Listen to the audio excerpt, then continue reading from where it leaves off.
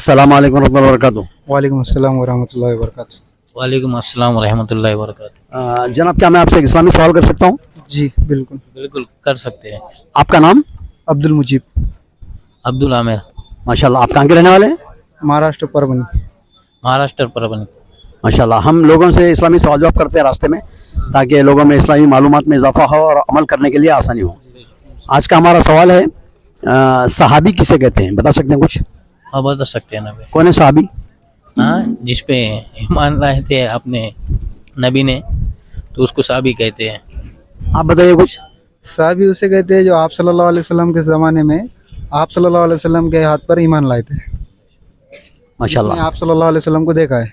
जी, नबी के वसल्लम को जो देखे, आपके हाथ पर ईमान लाए और मरे दम तक ईमान पर कायम रहे, तो वो सहाबी हैं।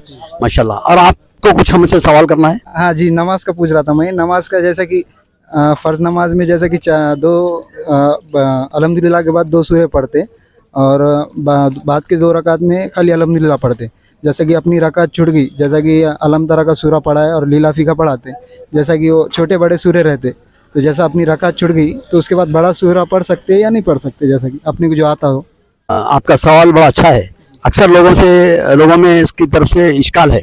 यानी अगर आप 4 रकात नमाज पढ़ रही और इमाम साहब के साथ एक रकात आपकी छूट गई, दूसरी रकात में मिले आप, इमाम साहब जो है ना सूरह फील पढ़े दूसरी रकात में, उसके बाद आप मुकम्मल करेंगे उनके साथ 3 रकात, उसके बाद खड़े रहकर फिर चौथी रकात में खड़ेंगे आप।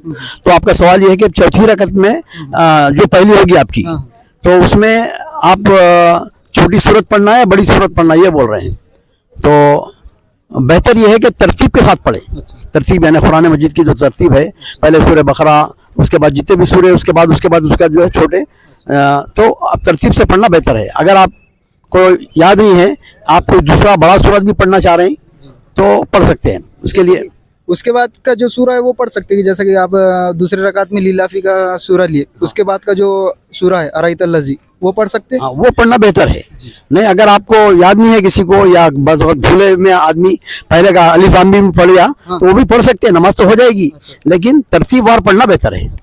माशाल्लाह। आपके पास कोई सवाल है बेटा? नहीं। शुक्रिया, जज़ाकल्लाह खैर, बारकल्लाह फीक।